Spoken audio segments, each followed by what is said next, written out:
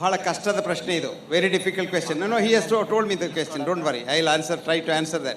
After the vaccine, I already asked you, you have to add one more. In the present situation in cities, according to Niman's professors, more than 50% miss. More than 50%? More than 50% mental disorder. Okay. In youths especially. Yeah. No, see, these statistics that we talk about, doctors talk about, in fact, the whole of Western medicine is statistical non-science. And statistics is not a science at all in the first place. If anybody is interested, I'll give you a book, because you asked this question. Write down, Science Without Sense. That's the book's name, Science Without Sense. This is all about statistical science of medicine. Science without sense.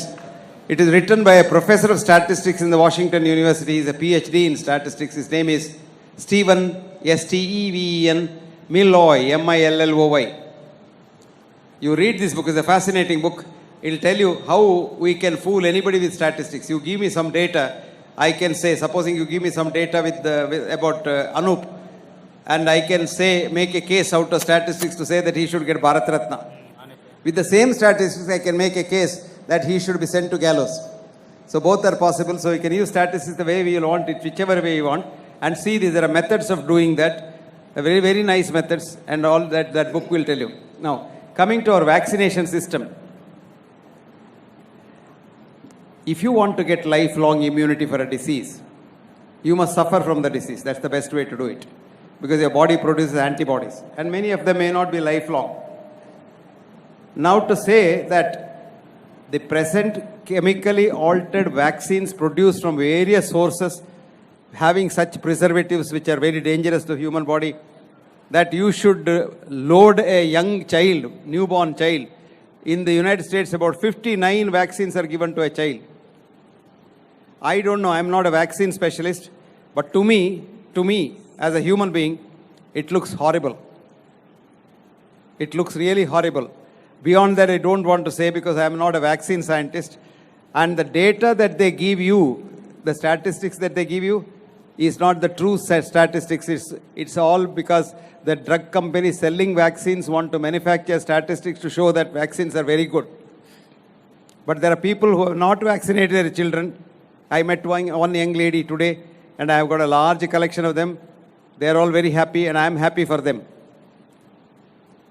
The one vaccine or one vaccination system that prevented one disease from this world, only one disease, that is smallpox, is a vaccination of the Ayurvedic system. For thousands of years we have been practicing it here. I won't go again into the detail because it's a very big detail. If you want to know, there is an article of mine called Indian Vaccination System for Smallpox. You can read it on the internet. And if you want to know, if you are one of those scientists, the original writing about the Indian vaccination system by a British scientist in 1747 is still there in the Royal College of Physicians of London in a glass case. You can go and see that. His name is Dr. T.Z. Holwell. He was an FRCP London FRS, a great scientist who came to India in 1742 and stayed on for 20 years studying the vaccination system in the Bengal, which the Bengal is almost the northeast of India and Burma today. And he went back and reported to the king that the Indian vaccination system protects against smallpox, and they modified it slightly and they have done it. That's the only thing that I know is 100% good. Rest, I don't know is the answer, sir. Now you said everybody is mental disease. Yes, it's very easy. You can make everybody a mental disease. It's very easy. Because if you say, if you now go to the bus stand and come back and again go to the bus stand, I can say you're a compulsive. So from that statistics, 50% is not, almost 100% of the people are mental diseases. You understand that? So I can make, this is called disease mongering. You can always get more people included in the disease category. So I don't think the statistics that they have given you, that 50% of Bangalore people are all mentally not all right, is not correct. Now, what are the next questions? Doctor, there's one question here. Yeah. Sir, I just wanted to know, I mean, as vitamins and minerals are available in the nature in the form of vegetables and the in the form of fruits. But do you recommend taking vitamin and mineral supplements, particularly after the age of 60? I mean, is it required?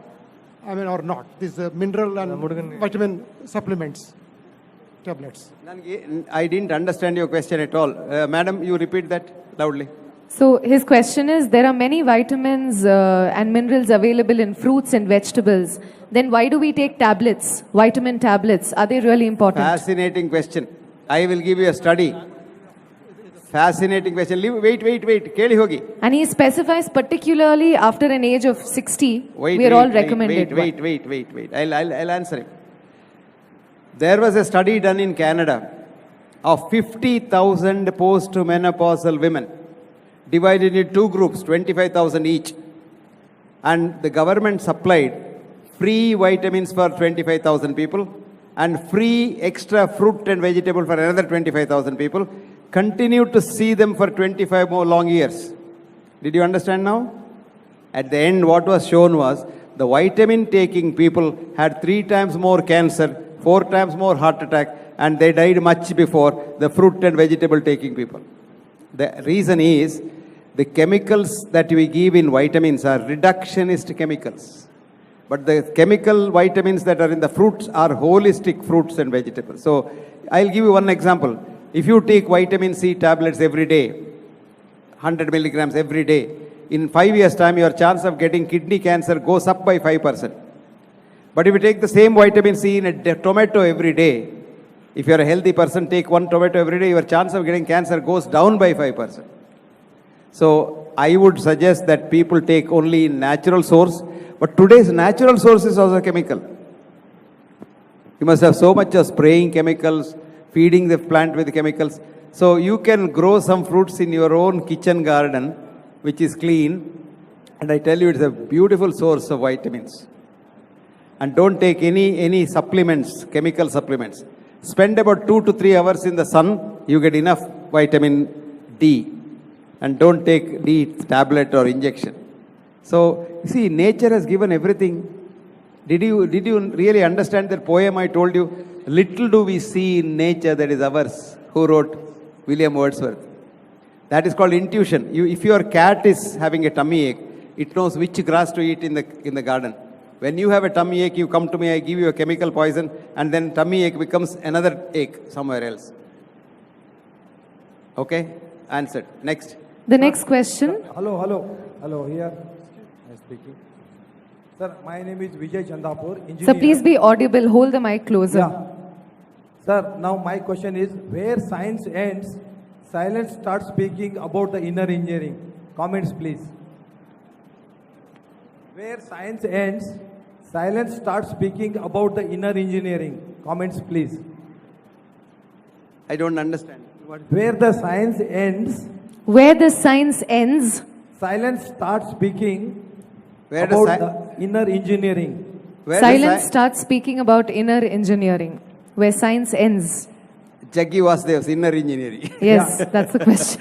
Yes. You are absolutely right. You engineer yourself to be a better human being. All the science ends there. Thank you very much.